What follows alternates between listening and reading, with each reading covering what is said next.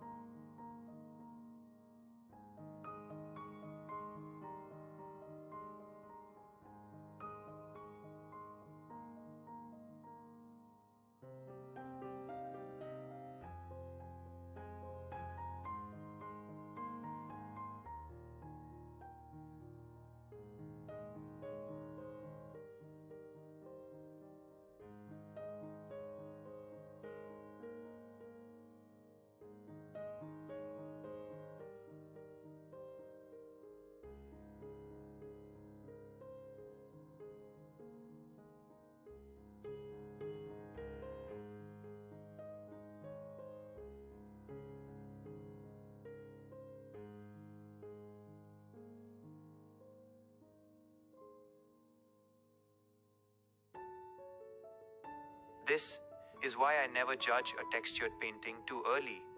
Every layer hides another possibility.